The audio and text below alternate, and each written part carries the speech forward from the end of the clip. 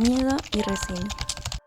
Podemos definir que el miedo es una sensación de angustia causada por una amenaza y genera el mal. En cambio, el recelo es la falta de confianza, temor sobre algo o alguien.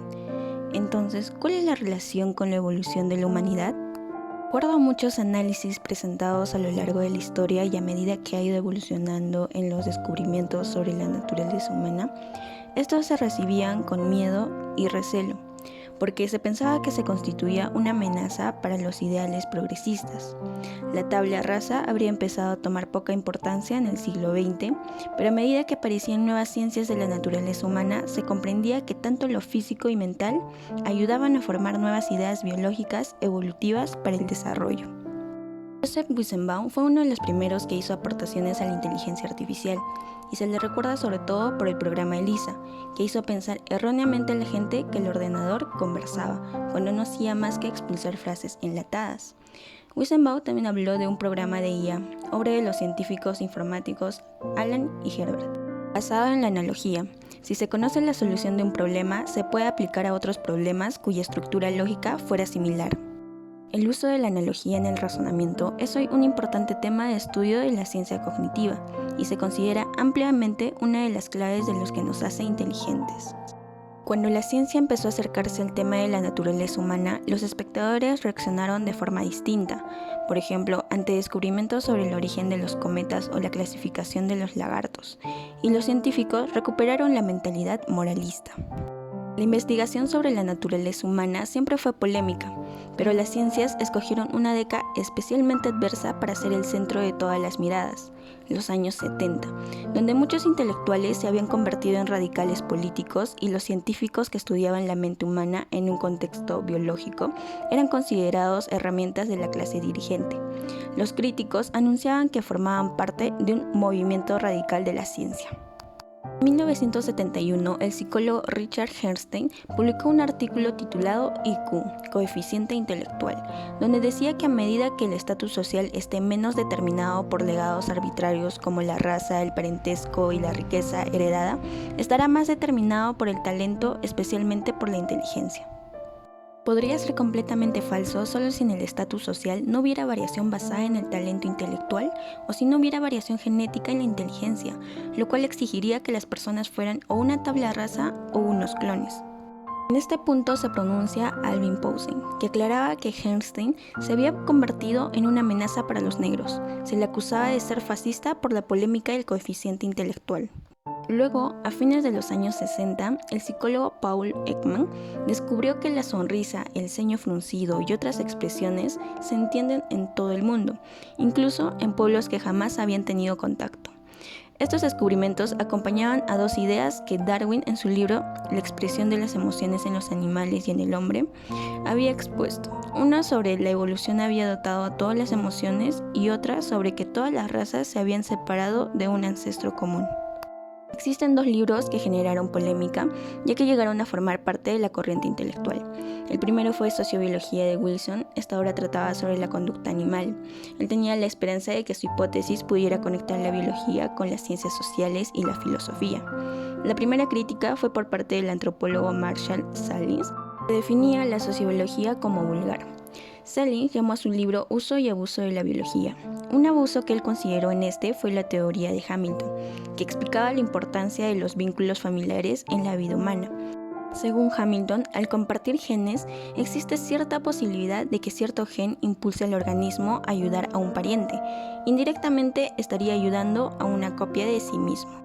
También acusaban a Wilson de hablar de las saludables ventajas del genocidio y de hacer que la esclavitud parezca natural. Un firmante escribió que las teorías sociobiológicas facilitaron la transformación de una teoría de la eugenesia en una práctica genocida. A Wilson llamaron determinista y otras de sus acusaciones fueron de pensar que las personas están encerradas en unas castas determinadas por la raza, clase, sexo y el genoma individual, pero en realidad había mencionado que no son muy diferentes genéticamente entre sí. Segundo, de referirse al carácter inevitable de la agresividad.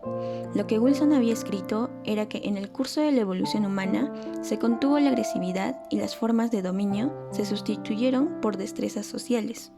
Y tercero, de guiarse por el prejuicio personal de defender el racismo, sexismo, desigualdad, esclavitud, y el genocidio era especialmente injusta. También podemos mencionar que los defensores de la sociobiología aseguran que las disposiciones sociales, presentes y pasadas, son las manifestaciones de los genes. El reduccionismo sostiene que las propiedades de una sociedad humana no son más que la suma de las conductas, y el determinismo sostiene que las sociedades humanas siguen una rígida fórmula genética. No hay que extrañarse de que las afirmaciones sobre la naturaleza humana sean motivo de controversia. Evidentemente hay que analizar cualquier afirmación de este tipo y señalar cualquier fallo empírico o de falta de lógica, como hay que hacerlo con todas las hipótesis científicas. Pero la crítica de las nuevas ciencias de la naturaleza humana sobrepasó con mucho los límites del debate académico habitual. Se convirtió en una cadena de hostigamiento, difamaciones, distorsiones y citas manipuladas. Como segundo capítulo, la Santísima Trinidad. Los descubrimientos sobre determinados temas pueden ser motivo de ofensa, hostilidad, intervención de los políticos y agresión física. Por ejemplo, en 1991, los psicólogos Koren y Halpern publicaron estadísticas que mostraban cómo los zurdos sufrían más complicaciones prenatales y perinatales en general, también cómo tenían más accidentes y morían antes que los diestros. Inmediatamente les cayeron todo tipo de insultos y amenazas por parte de la población zurda. Y bien, los principales teóricos del movimiento de la ciencia radical niegan creer en una tabla rasa, pero cuando llegan a los detalles de su postura, este se encuentra en la línea de la tradición de la ciencia social de la tabla rasa de principios del siglo XX. Los signatarios contra la sociobiología decían: no negamos que existan unos componentes genéticos de la conducta humana, pero sospechamos que los universales biológicos humanos se han de descubrir más en las generalidades del comer, excretar y dormir que en estos hábitos tan específicos y en gran medida variables de la guerra, la explotación sexual de las mujeres y el uso del dinero como sistema de cambio. Cabe suponer que el resto de la tabla es raso, los ideales de determinismo biológico y de que cada rasgo conductual tiene su propio gen son obviamente estúpidos. Lo que podemos decir es que los miles de genes que se expresan principal o exclusivamente en el cerebro no hacen nada importante, pero le aportan muchas conexiones. El patrón de las conexiones y la organización del cerebro son aleatorios, o lo podrían ser. Los genes no proporcionan al cerebro múltiples sistemas de memoria, unos complicados tractos visual y motor, una capacidad para aprender el lenguaje o un repertorio de sentimientos. O si proporcionan estas facultades, pero entonces no son importantes. De acuerdo al autor Lewontin, mencionaba que nuestra dotación genética confiere tanto de lo psíquico como de lo físico, ya que mediante el transcurso de la vida el hombre puede desarrollar algún tipo de identidad, como también afirma que el hombre se forma a partir de las interacciones sociales, con sus propias leyes y naturaleza, y en el transcurso de la vida irá formando nuevas experiencias. Entonces, los autores niegan la tabla rasa de acuerdo a sus argumentos.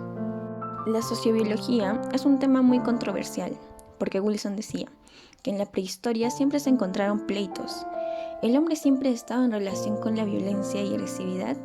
De acuerdo a estudios realizados como Robert Aldrich y Lawrence, indican que la agresividad se producía por una presión emocional y se desfogaba de esa manera, pero los críticos indican que no hay evidencia de que en la prehistoria haya guerras tribales.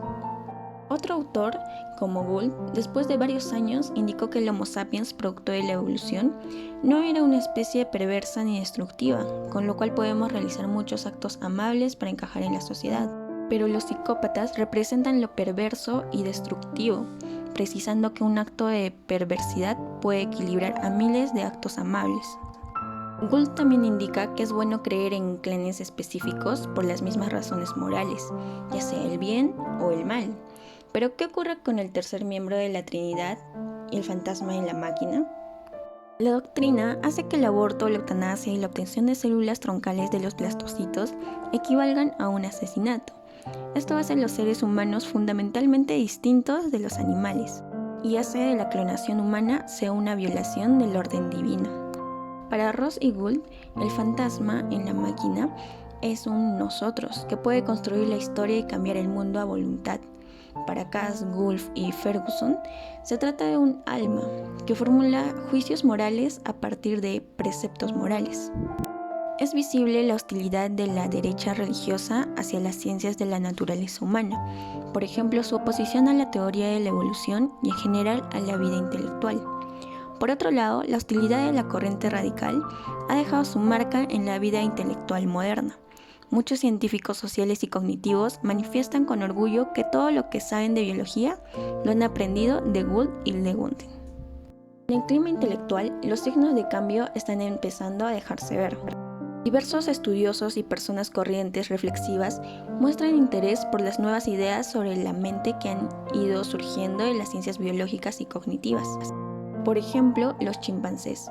No son unos vegetarianos pacíficos ni la heredabilidad de la inteligencia es indistinguible de cero. El coeficiente intelectual nada tiene que ver con el cerebro, la personalidad y la conducta social son carentes de una base genética.